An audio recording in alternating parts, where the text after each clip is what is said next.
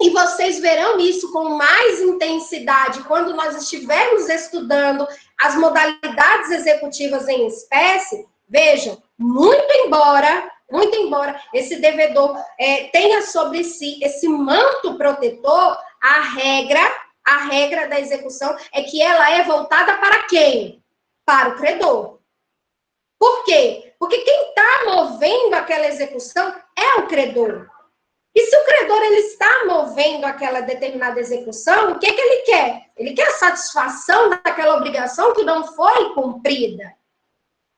Então, veja, a ideia do princípio da responsabilidade objetiva do exequente vai te dizer o seguinte: olha, credor, o negócio é o seguinte, você quer mover uma execução? Tudo bem, vamos mover. Só que esta execução, ela ocorrerá, ela se desenvolverá por sua conta e risco. De modo que eventuais prejuízos indevidos causados à parte executada deverão ser ressarcidos pelo exequente, pelo credor. E mais, independente de culpa. Independente de culpa. Então, essa é a ideia do princípio da responsabilidade objetiva do exequente. Exequente, vamos executar? Vamos. Mas você já fique ciente que, em caso de eventuais prejuízos ocasionados para o executado, você terá que suportá-los, independente de culpa, tá? E aí, eu vou aqui agora digitar para vocês os dois artigos que vocês encontrarão aí a presença forte e marcante do princípio da responsabilidade objetiva do exequente. Vejam vocês, deixa eu destacar logo uma coisa. Ontem um aluno virou para mim e perguntou assim, professora, por que a senhora não lê todos os artigos? Bem, o pessoal, acho que é do 7º A, já me conhece, já sabe como funciona. Infelizmente, por conta aí da disponibilidade de tempo que nós temos, é inviável você ficar fazendo a leitura aí de todos os artigos que norteiam a matéria, tá? Nós vamos fazer, em sala de aula, nós vamos fazer a leitura daqueles artigos que eu entendo como sendo mais pertinentes, aqueles artigos que eu quero trazer uma informação a mais para vocês, tudo bem? O que não significa em dizer que você não tem que fazer a leitura dos dispositivos posteriormente. Tranquilo? Então, em relação ao princípio da responsabilidade objetiva, estou colocando agora 520, cadê a vírgula? Inciso, 520,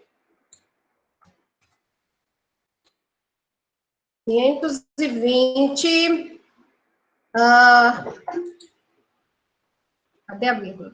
Inciso 1 foi, e você vai encontrar no 520, inciso 1, a presença marcante desse princípio quando do cumprimento de sentença, tá? E em se tratando da execução propriamente dita, você vai ver a presença marcante desse princípio lá no artigo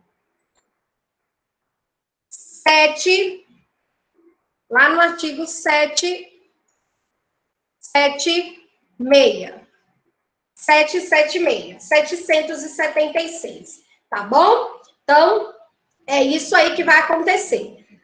Agora, 776 é o quê? Esse 776, Fábio, é onde você vai encontrar a presença desse princípio na execução propriamente dita, tá? Isso, Ian, CPC, tá bom? Pessoal, anotados os... Só um minutinho, não entendi, a minha travou aqui, esse 776 é ainda referente à responsabilidade do objetivo do exequente, não? Isso, esses dois artigos que eu citei agora para vocês, os dois artigos, vocês encontrarão a presença marcante deste princípio da responsabilidade objetiva, tá? E aí, vejam, o 520, vocês verão que estão tratando do cumprimento de sentença. A gente vai fazer, quando estivermos estudando o cumprimento de sentença, a gente vai ler ele novamente.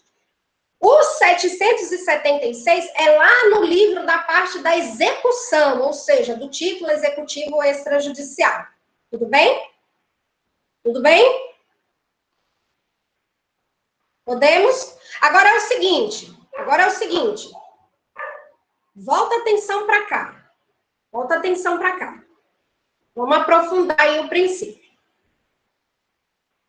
Seria injusto da minha parte ficar apenas aqui nesse princípio e passar para o outro, sem trazer para vocês aquilo que vocês efetivamente serão cobrados.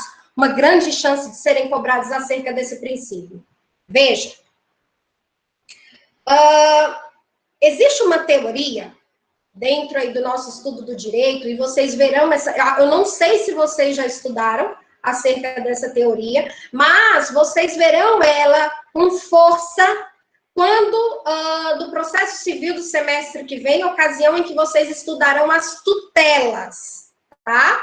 Eu não sei por qual razão não se estuda tutela quando da petição inicial, mas tudo bem. Aqui, na nossa execução, quando se fala em princípio da responsabilidade objetiva do exequente, aqui nós temos forte essa chamada teoria do risco-proveito. Teoria do risco-proveito. E podem ficar tranquilos que na nossa apostila eu vou trazer, tá? Veja, teoria do risco-proveito. É aquela questão que eu disse para vocês, e eu vou insistir com vocês. Vamos tentar compreender do que se trata, porque aí você não precisa decorar conceito. Teoria... Só um minutinho, professora. Oi.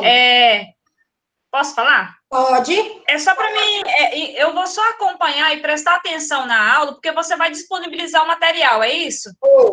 Vou. Já estou em fase de confecção. Eu acho que até o final dessa semana, eu acho que eu termino essa apostila para vocês.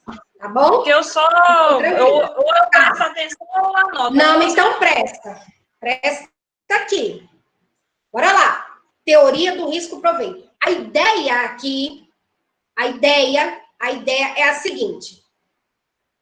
Nós estamos falando que por conta deste princípio, a execução ela corre por conta de quem? Do credor. Então, trazendo o conceito aí, o entendimento deste princípio, para essa teoria do risco-proveito, é você pensar o seguinte, olha, Jana, a execução, seja o cumprimento de sentença, seja a execução propriamente dita, ela traz para a pessoa do credor tanto um proveito como um risco. Vejam como é simples. Teoria do risco-proveito. Ou seja, se você vai manejar uma execução, vou.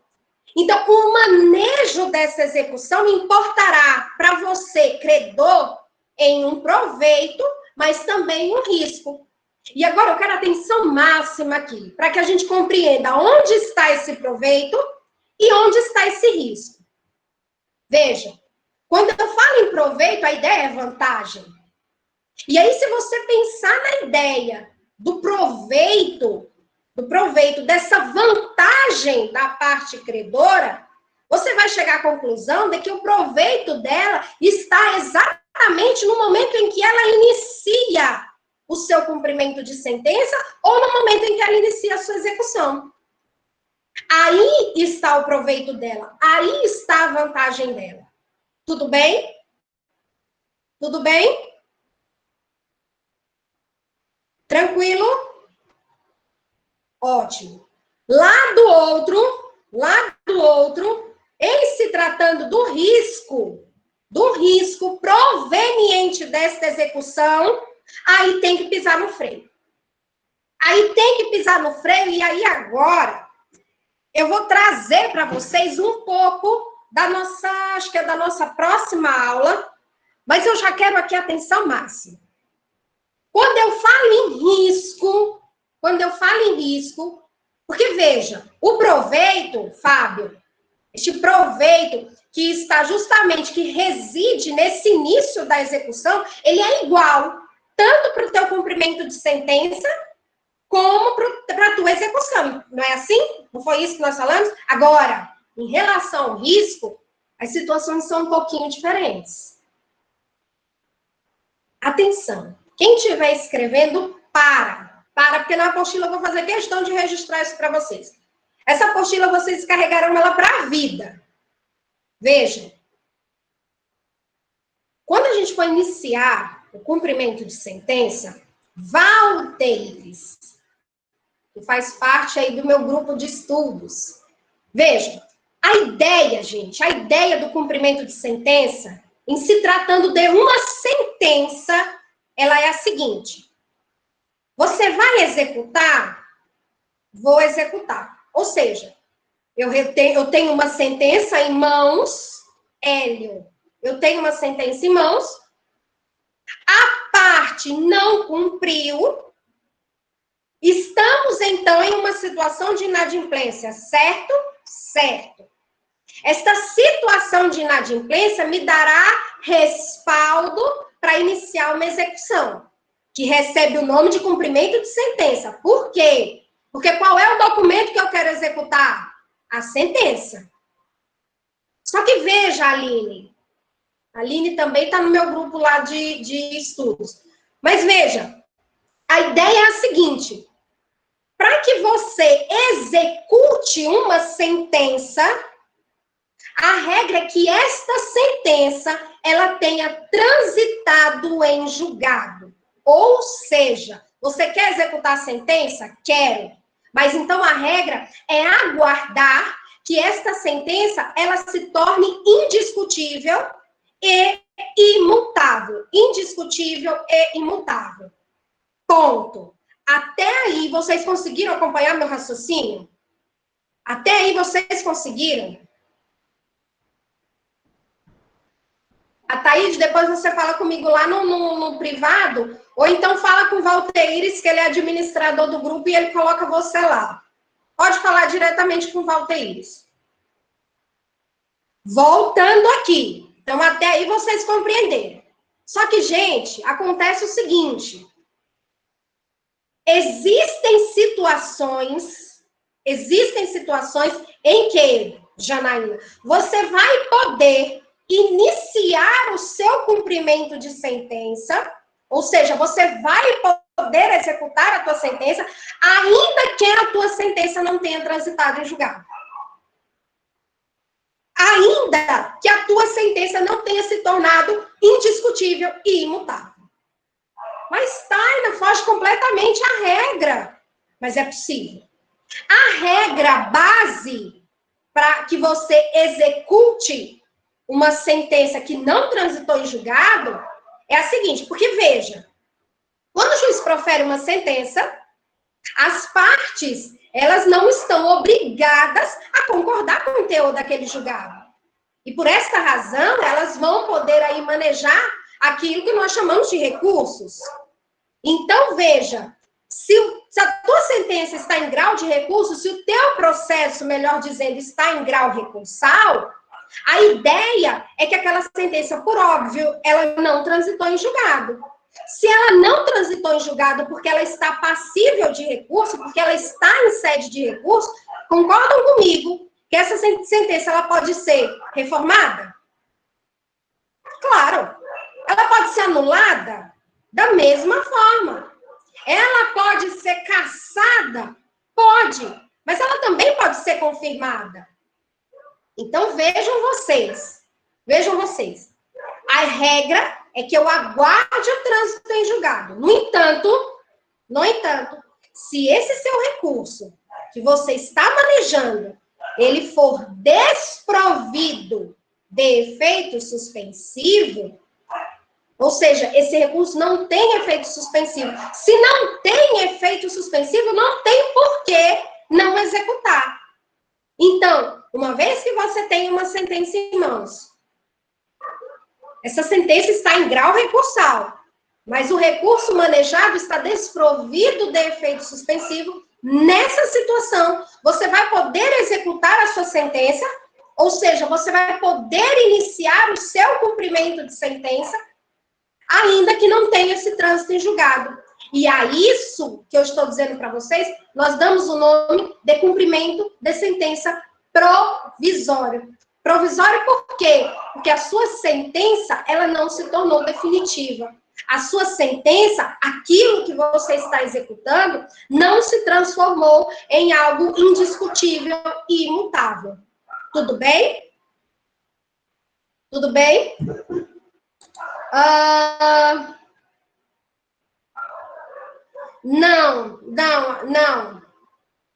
Não, isso aí não entra nessa seara, não. Tá?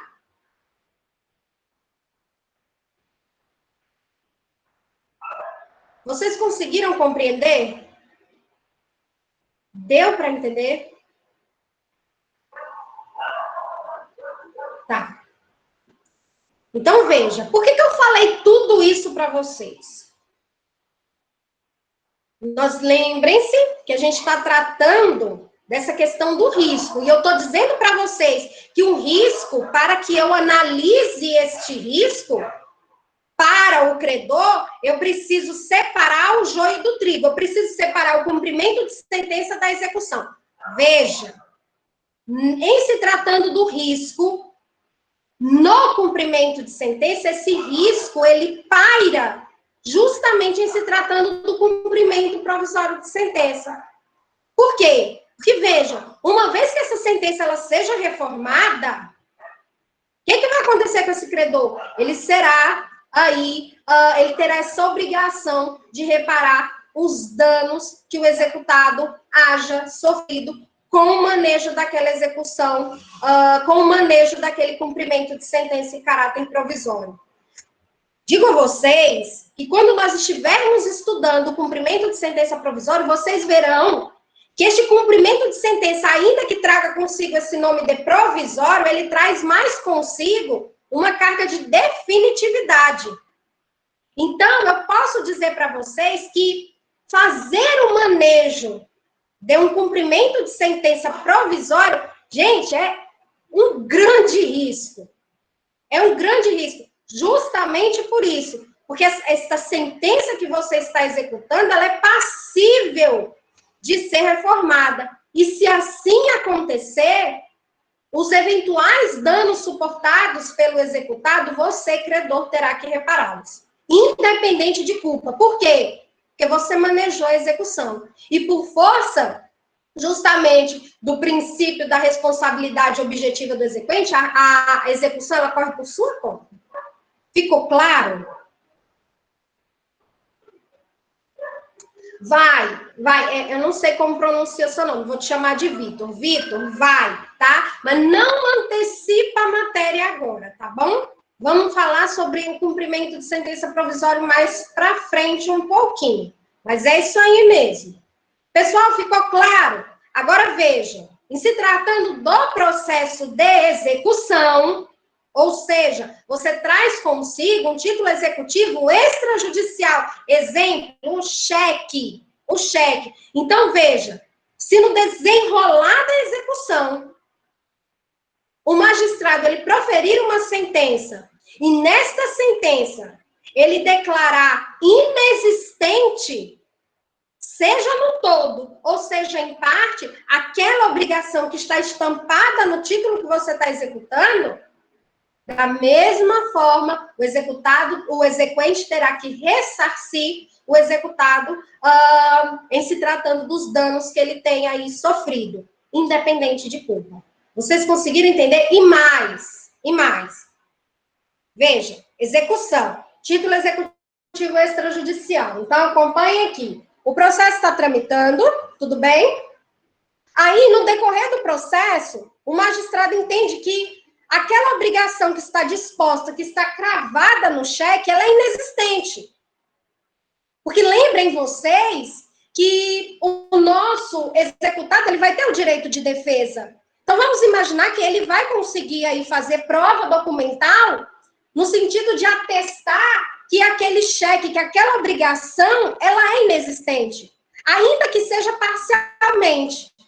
Mas veja, se isso acontecer e o juiz declarar essa inexistência na sentença, esta sentença transitada em julgado, uma vez transitada em julgado, o nosso exequente ele estará aí obrigado a ressarcir ao executar os danos que eles sofreram. Ficou claro para vocês?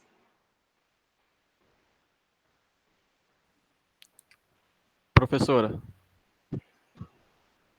Pode falar.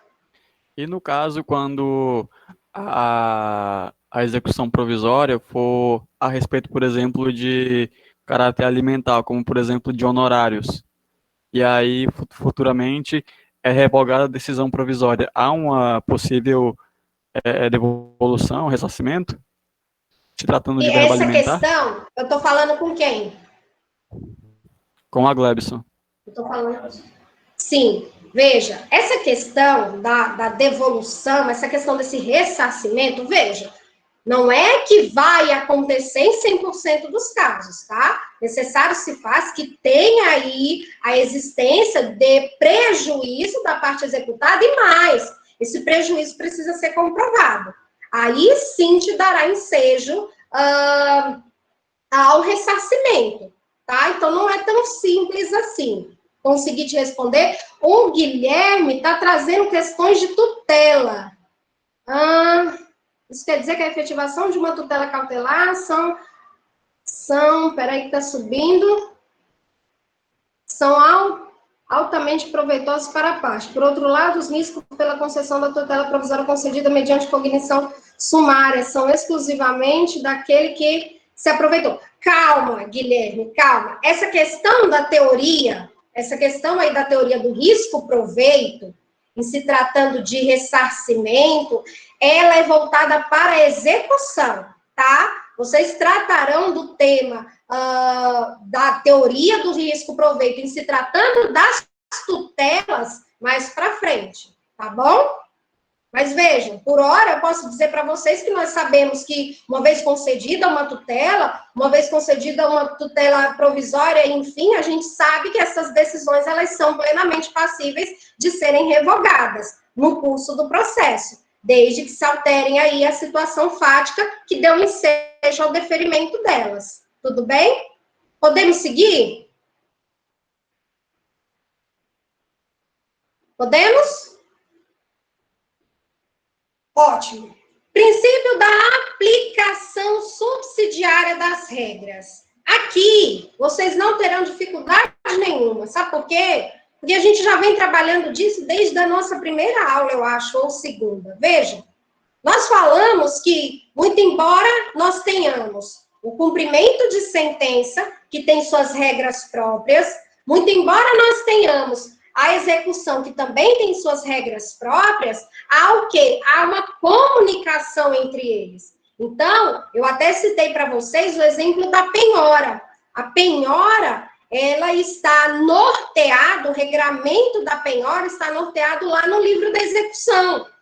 Então, se eu fosse seguir a literalidade da lei, eu só aplicaria o Instituto da Penhora nas execuções. No entanto, justamente por conta aí deste princípio da aplicação subsidiária das regras, é plenamente possível a aplicação do Instituto da Penhora no meu cumprimento de sentença. Então, eu acho que aí não tem grandes dificuldades, porque a gente já tratou bastante sobre isso. Posso seguir?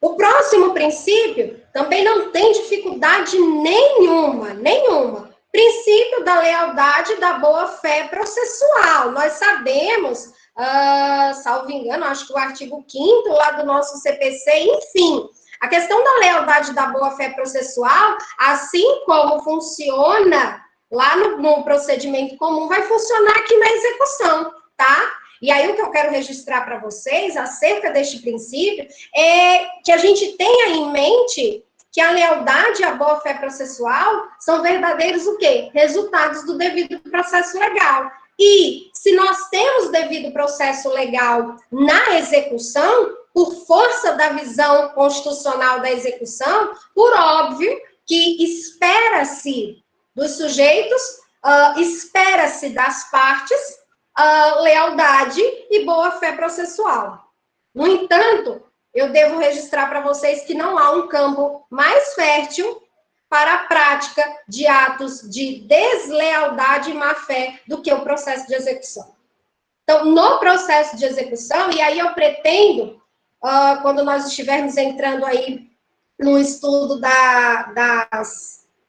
desses métodos executivos por excelência, eu pretendo trazer para vocês decisões e algumas peças, enfim, do mundo real, lá da vida real, para que vocês tenham aí um pouco de conhecimento do que acontece lá fora.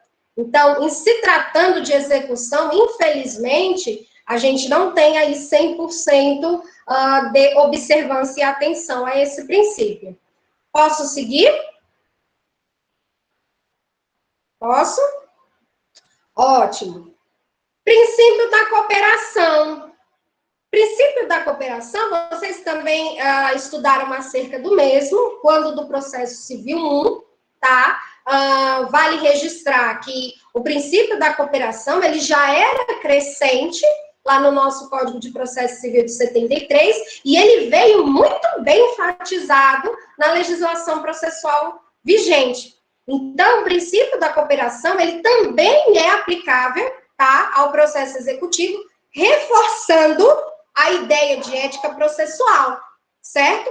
Então, veja, eu vou citar para vocês um exemplo da esfera aí deste princípio da cooperação. Vejam vocês, vocês estudaram lá no processo de conhecimento que existem atos que as partes podem cometer dentro do processo que é considerado como um ato atentatório à dignidade da justiça.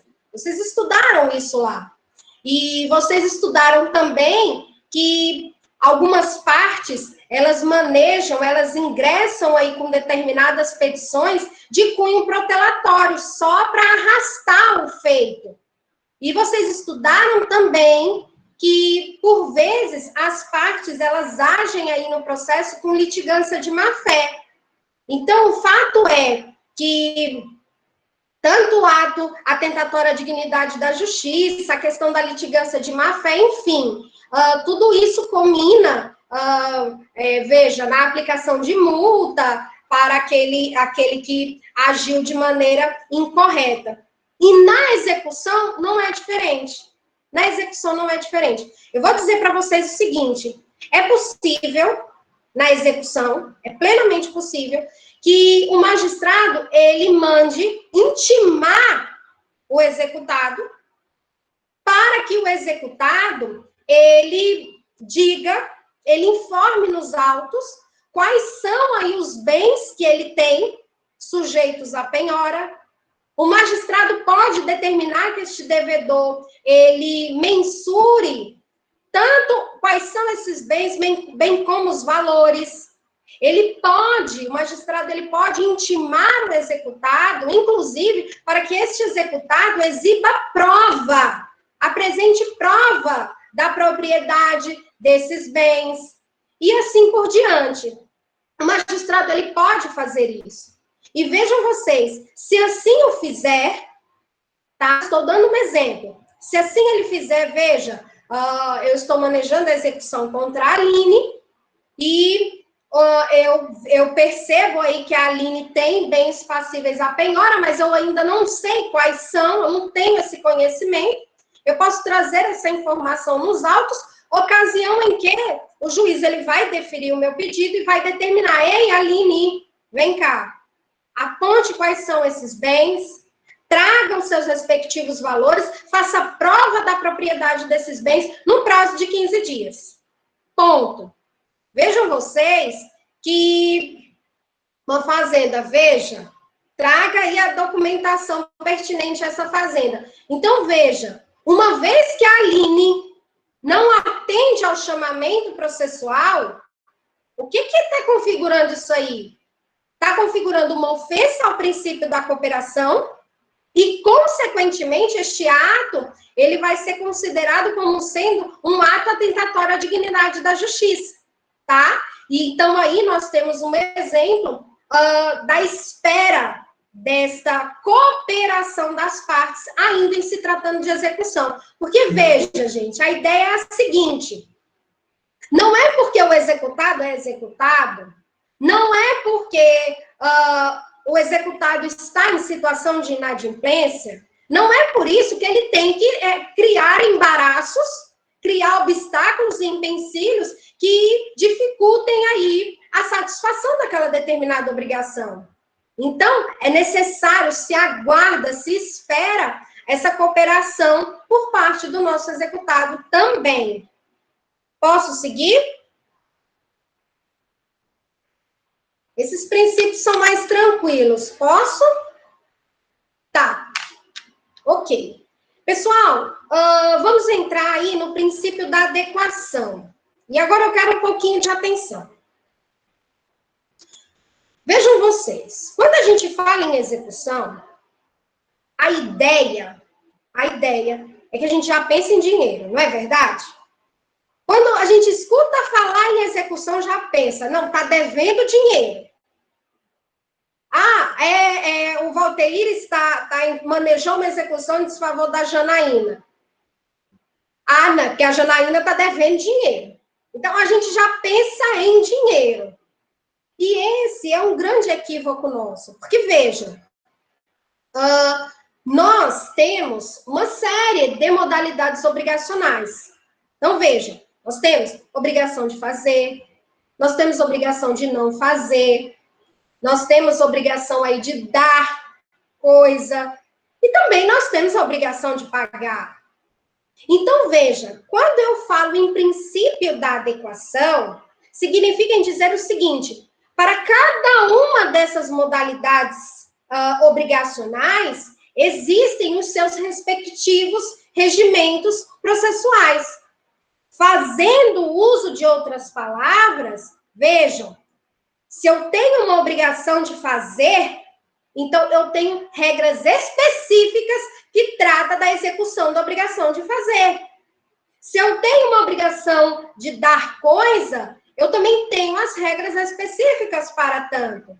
Mas, se eu trago comigo um determinado título que traz consigo uma obrigação de pagar quantia, eu também tenho as regras para esta modalidade obrigacional.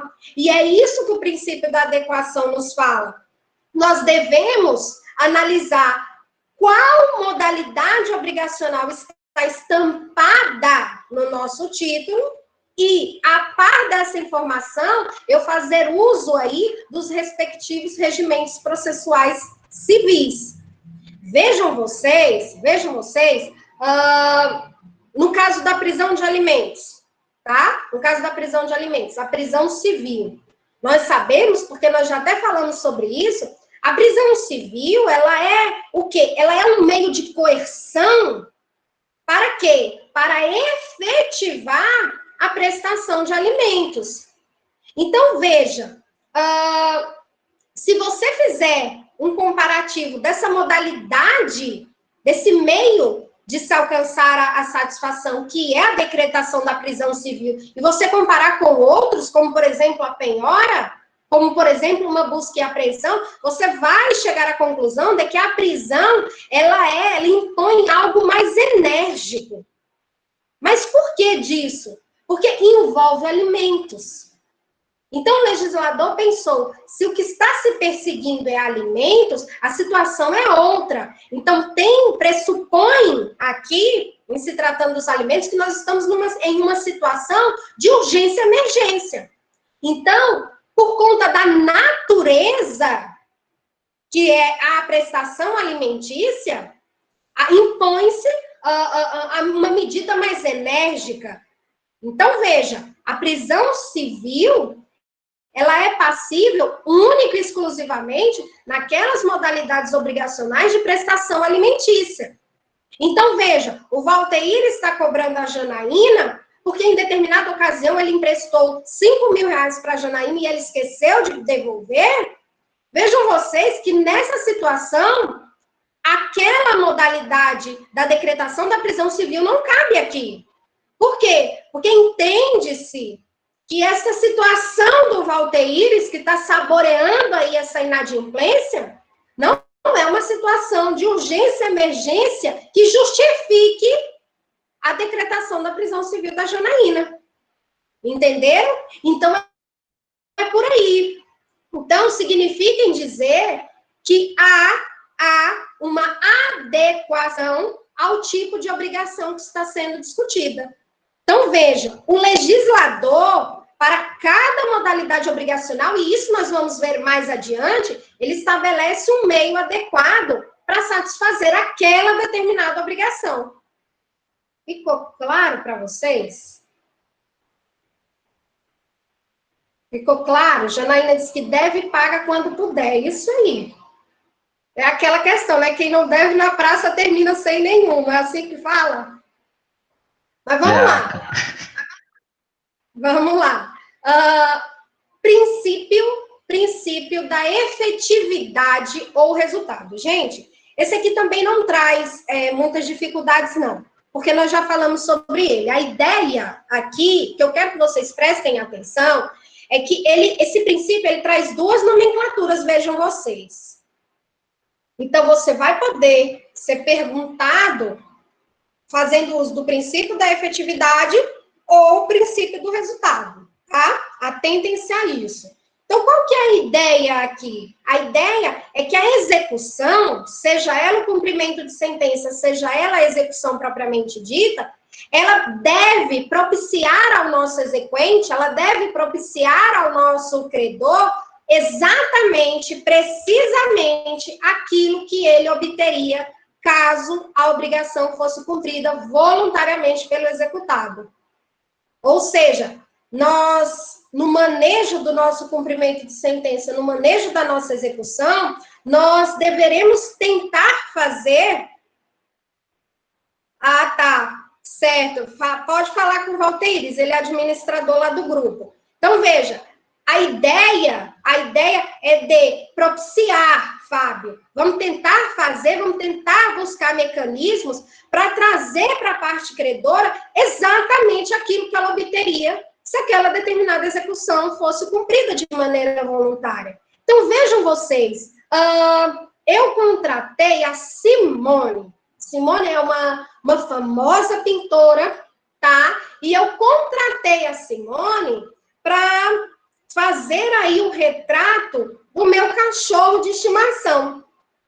Só que vejam vocês, nós estamos diante do quê? De uma obrigação de fazer. E vamos imaginar que foi tudo por escrito, foi tudo nos conformes. Então, veja, consta uma cláusula nesse contrato em que a Simone, ela assume a obrigação de que ela mesma vai fazer a pintura. Só que aí chegou no dia, e quem que aparece na minha casa? O Ian. O Ian me apareceu com a tinta e todo o material, me dizendo que foi mandado pela Simone. Eu sou obrigada a aceitar aquilo que eu não acordei? De forma alguma. Tá? Então, o Ian foi embora zangado, eu fiquei sem meu quadro, mas eu quero meu quadro, porque o meu cachorro está na beira do falecimento, então eu quero fazer essa homenagem a ele. Então, eu vou promover aí uma execução em desfavor da nossa Simone. Então, qual que é a ideia aqui, Simone? A ideia é tentar fazer com que você venha pintar. Porque não foi essa a obrigação? Então, essa é a ideia do princípio da efetividade ou resultado. Ficou claro para vocês? Claro? E não vem me dizer, como o aluno falou na aula passada, que é claro como o rio Araguaia, que a água é amarela, não. Eu não quero. Eu quero uma água cristalina, da fonte, pelo amor de Jesus Cristo. Só que vejam, eu já vou alertar para vocês o seguinte, não entendeu?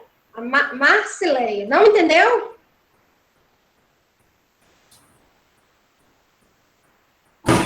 Não? Tá, vamos ver com outro exemplo aqui, se rola. Vou para o dinheiro, então. Vamos voltar aqui no exemplo do Valteires e da Janaína, tá? Gente, a Janaína, ela emprestou... Não, o Valteires. Valteires emprestou R$5.000 para a Janaína. R$5.000. A Janaína estava em uma situação desesperadora. Ela estava aí com muitas dívidas na praça. Ela tem essa amizade aí forte com o Valteires, eu sou testemunha disso, os dois, inclusive, já me levaram para comer espetinho depois das aulas, enfim, o Valteires emprestou no prazo de devolução de 30 dias, o que nunca aconteceu, tá? E aí o Valteires ficou no pé, Janaína pediu mais um prazo aqui, um prazo acolá, enfim, o Valteires cansou. E aí, veja, Marcileia, que o Valteires, muito precavido, embora confiasse em gênero, número e grau na nossa amiga Janaína, ele fez com que ela assinasse uma promissória, porque também ele não é besta nem nada, e ele já sabia que ela estava assim com o nome sujo prazo. Então, veja, munido dessa nota promissória, o Valteires, ele inicia um processo de execução, tá?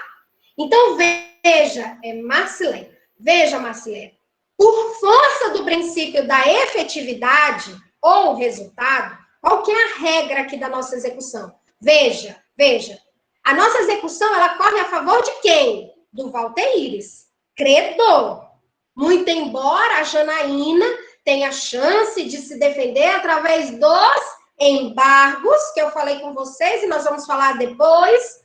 Enfim, a Janaína, ela tem uma série de defesas. Vocês verão mais à frente. Mas veja, a ideia, Marcileia, é que no final dessa execução, o Valteires, ele receba esses 5 mil reais devidamente atualizado, porque ele também não é besta e nem nada. Então, ele quer correção monetária e ele quer juros de mora aí também. Então, essa é a ideia. Ou seja, o Valteires, credor, e aí a gente sabe que a execução corre em favor dele, Valteires. Então, nós vamos ter que buscar, lembrem-se que quando vocês estudaram o artigo 2º do CPC, eu tratei bastante isso com o 7º A, o que nós falamos? Vejam, o processo começa por iniciativa de quem? Da parte. Qual parte? Valteires. Mas ele segue por impulso oficial de quem, gente? Do juiz. Então, Marcileia, o juiz, ele vai ter que possibilitar, ele vai ter que tentar aí fazer a coisa funcionar para chegar num resultado final efetivo. E qual é esse resultado? Os 5 mil reais no bolso do Valteires, devidamente corrigido e atualizado. Essa é a ideia. Agora você conseguiu entender? Se não, a gente explica de novo. Certo? Tudo bem. Agora, eu vou dizer uma coisa para vocês, tá? Vou dizer de antemão. Nós veremos mais para frente e eu vou trazer casos reais para vocês, e vocês verão isso juntamente comigo, que, muito embora nós tenhamos esse princípio da efetividade forte, isso é ruim, isso que eu vou falar agora vai cortar o coração do Valteires. Mas eu sou obrigada a te dizer, Valteires, que muito embora se deva garantir a você, Valteires, credor, tudo aquilo a que você tem direito, os 5 mil reais devidamente corrigido e atualizado, nem sempre isso vai ser possível. Então, nem sempre a gente vai conseguir, e nós veremos isso mais para frente, nem sempre a gente vai conseguir isso. Por quê? Porque você vai fazer a adoção de inúmeras medidas executivas e todas restarão infrutíferas. Exemplo, você vai buscar dinheiro na conta da Janaína, não tem um centavo.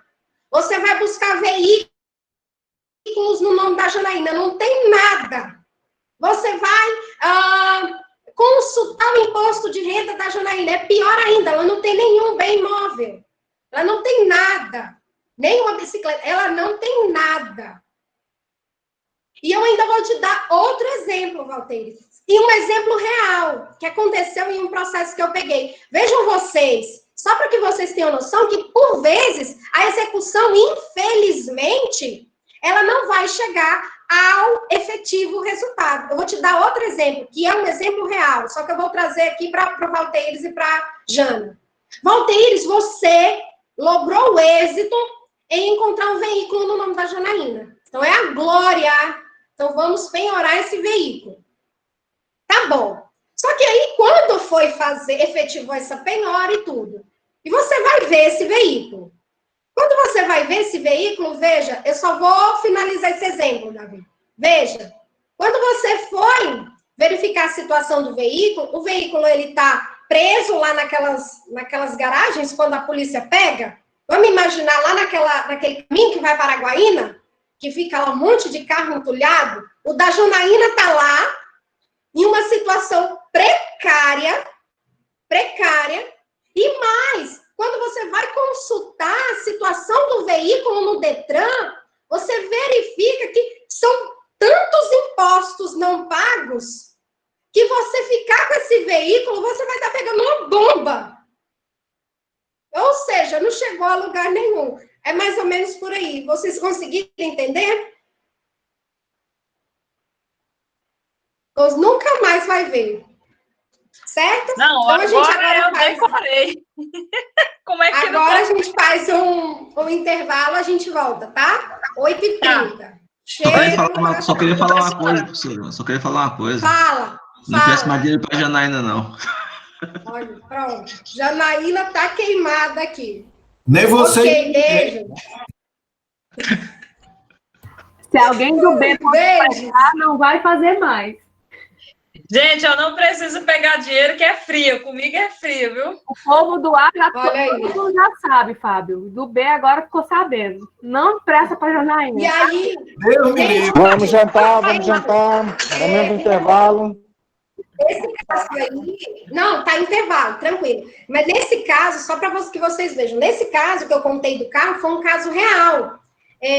O credor, ele inclusive trabalhava no fórum onde eu trabalhava. E eu lembro que ele foi na minha sala e eu nossa, é Deltônio o nome dele. Nossa, Deltônio, deu super certo, encontramos um carro e tal. E aí, quando eu fui abrir o processo dele, ele pediu para que eu movimentasse. Quando eu fui abrir o processo dele, estava lá o pedido de renúncia. Ele estava renunciando, abrindo mão daquela execução. Eu falei, rapaz, mas não encontrou o carro? E aí ele disse da situação do carro e disse que foi na cidade onde o executado morava e disse que o executado vivia de capinalote quando tinha. Então ele disse, não, nessa situação eu desisto, porque não vou chegar a lugar nenhum. E detalhe, esse exemplo do Deltônio, meu amigo, foi justamente de empréstimo de dinheiro, viu? Então, cuidado. O Teutônio quase deixou, foi mais dinheiro para ele lá, aí na situação do rapaz. Coitado. O rapaz pediu por misericórdia, e aí, enfim, não deu em nada. Essa é a verdade. Então, se quiser vamos, tomar uma pessoal. paz, eu pago, viu, Janela? Mais dinheiro eu não te empresto mais, não. Tchau. Olha aí. Opa, aceito que foi.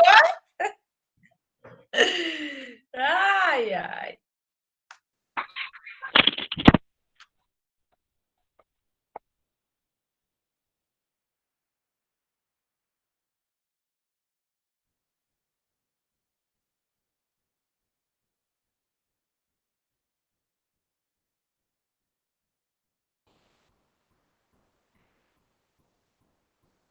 Ô, Davi, tu quer descansar, moço?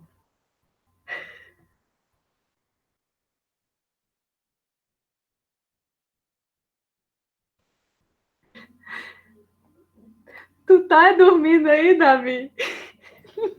Tô morrendo de sono, minha amiga. Morrendo mesmo, sabe? Tô me segurando para não. Ô, seu Davi. Ô, seu Davi. Tá muito explícito daí, hein, cara? Mas, olha.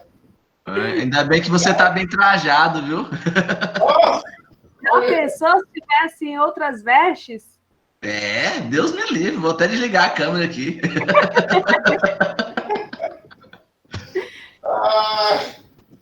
Tô cansado, gente.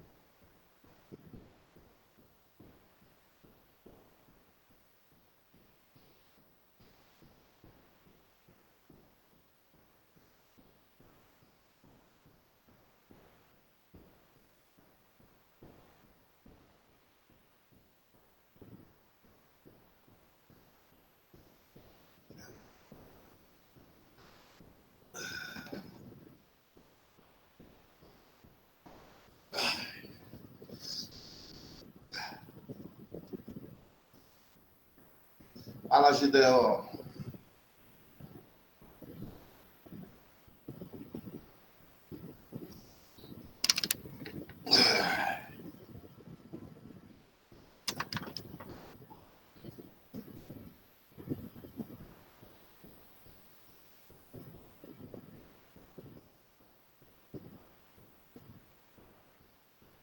Dormi aqui, ó. Tô sono, meu irmão, ó. Ai.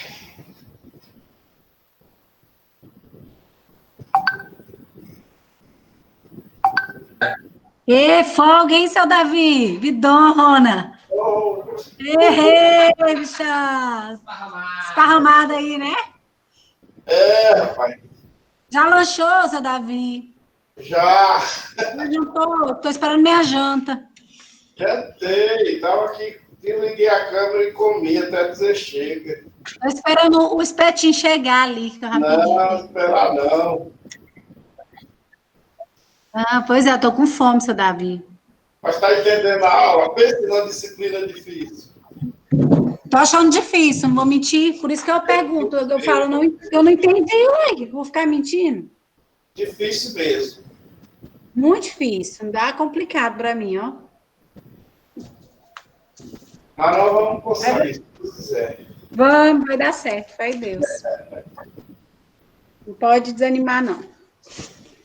É. É? Ah, já foi destacado. Então tá bom, vou tirar aqui o áudio. Tchau, até daqui a pouco.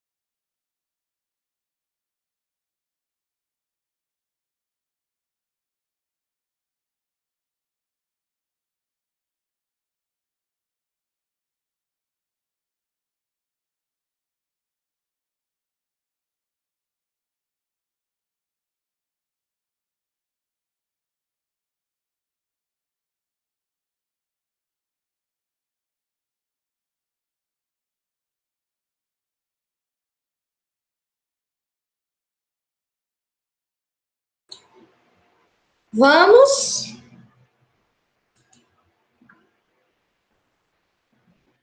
Bora, vamos que vamos. Pessoal, Vamos lá. os princípios, eles estão terminando, tá?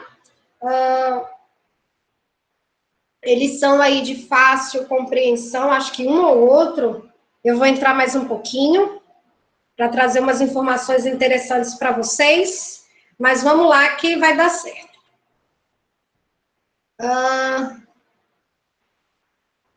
Princípio da menor gravosidade, também conhecido como princípio da menor onerosidade. Eu bato na tecla e digo para vocês o seguinte, o direito, infelizmente, ela tem essa parte chata de trazer aí duas nomenclaturas sinônimas, tá? Mas, infelizmente, a gente não pode se furtar de conhecê-las. Então, o princípio da menor gravosidade você também vai encontrar como o princípio da menor onerosidade. E qual que é a ideia aqui? A ideia aqui não tem tanta dificuldade, por quê? Porque o que se pretende? Quando você tiver vários meios, você, exequente, você, credor, você tiver vários meios para promover a sua execução, o juiz ele vai mandar que se faça pelo modo menos gravoso para o executado, tá? Então, é aquela questão que eu venho conversando com vocês. O executado, o devedor, ele tem todo um manto de proteção sobre ele. E aqui não é diferente. Então, vamos imaginar o que acontece. Geralmente, quando se ingressa com uma execução, a parte exequente faz uma série de pedidos de adoções de medidas. Por exemplo, juiz, eu peço penhora via bacenjude, ou seja, dinheiro. Eu peço renajude, que é em busca de veículo. Eu peço infojude, que é você em busca de bens imóveis. Enfim, quando o juiz ele for analisar a situação posta em cena, levando-se em consideração esse princípio da menor gravosidade, veja, ele vai adotar inicialmente aquele meio executivo, aquela adoção executiva que for menos gravosa para o executado. Então, vamos ver, vamos imaginar que naquela situação, naquele momento, revela-se como sendo menos gravoso você penhorar um veículo. Então, nós vamos para o veículo. E os demais pedidos ficam aí suspensos. Então, essa é a ideia. É você procurar. O executado, ele é executado? Sim. O executado é devedor? Sim. Mas veja, nós temos uma série de medidas executivas. Então, o juiz ele vai ter que analisar aquele caso concreto e o juiz ele vai deferir aquilo que ele, juiz, entender como sendo menos gravoso para a pessoa do executado, certo? Exemplo, vou dar um outro exemplo para vocês. Imaginemos uma determinada execução em que se penhora um determinado bem, tá? Seja ele qual for. E aí, no momento em que a parte devedora vai se manifestar desse bloqueio, desse bem, ela diz o seguinte, olha, credor, não pega esse não, eu disponibilizo este segundo, porque para mim será menos gravoso. Nessa situação, ainda que a parte credora, ela prefira o primeiro bem, o juiz ele vai analisar aquele caso concreto. E se o juiz verificar que efetivamente a penhora do segundo bem, ela é menos gravosa, ela é menos onerosa para o executado, ele vai deferir a penhora do segundo bem. Vocês conseguiram compreender? E aí, vejam, do ladinho, mas eu também vou colocar na apostila, ou vocês irão encontrar a presença marcante deste princípio lá no artigo 805, vou colocar aqui para vocês, 805 e 797. 805 e 797, tá bom? É isso aí. Agora aqui eu quero atenção, nesse próximo princípio. À primeira vista, ele é bem simples, tá? À primeira vista, ele é bem simples. É o princípio da patrimonialidade ou princípio da responsabilidade patrimonial. E vocês já estão cansados de me ouvir falando acerca dele. Ou seja, a execução, ela vai incidir sobre quem? Patrimônio. A execução busca o quê? Patrimônio. A regra é que eu não tenho uma execução que recaia na pessoa do executado, com exceção da questão lá da decretação da prisão civil nos alimentos. Mas a regra que norteia o princípio da patrimonialidade ou mesmo da responsabilidade patrimonial, é a de que eu vou perseguir patrimônio, tá? Eu vou perseguir patrimônio. No entanto, eu quero agora um pouquinho da atenção de vocês, por quê? Porque tem 2 artigos também que nós vamos encontrar a presença marcante deste princípio. Eu quero que quem tiver aí com uma legislação em mãos, eu quero, porque eu vou pedir para vocês negritarem, tá? Vou dar uma dica aí para vocês. Peguem o artigo 789. 789. Pegaram? Na leitura desse artigo, nós veremos assim, vejam. O devedor responde com todos os seus bens, presentes e futuros, para o cumprimento de suas obrigações, salvo as restrições estabelecidas em lei. Gente, presta atenção. O que eu quero que você faça nesse artigo? Pega essa palavra devedor e sublinhe ela. Sublinhe essa palavra devedor. Por que eu estou te falando isso? Por que eu estou te pedindo isso? Veja, nós entendemos que o princípio da patrimonialidade, ou o princípio da responsabilidade patrimonial, diz que eu vou perseguir patrimônio do devedor. Então, o artigo 789, ele apenas retrata esta ideia do princípio do título. E vejam, você vai colocar do lado do devedor aquilo que eu extraio do artigo 789, que é aquilo que eu chamo de, você vai colocar do lado do devedor, responsabilidade primária. Responsabilidade primária. Você vai colocar do lado do nome devedor. Por quê? Porque aí você vai entender que essa responsabilidade primária, quando se fala em responsabilidade primária, logo pensamos na responsabilidade do próprio devedor. Do próprio devedor. Conseguiram compreender? Conseguiram? Então, se te for perguntado num exame da ordem da vida, num concurso público da vida, eles não vão te perguntar o que é o princípio da patrimonialidade, não. Eles não vão te perguntar o que é o princípio da responsabilidade patrimonial, porque isso é fácil. É muito, tem muito mais chance de que ele te pergunte o seguinte: o teor do artigo 789, olha aí, uma boa pergunta para a nossa prova. O teor do artigo 789 traz consigo qual modalidade de responsabilidade? Traz consigo o artigo 799 qual responsabilidade? E aí você vai responder responsabilidade primária. Por quê? Porque é a responsabilidade do próprio devedor.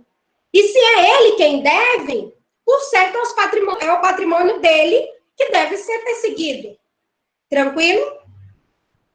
Tranquilo? Posso dificultar um pouquinho?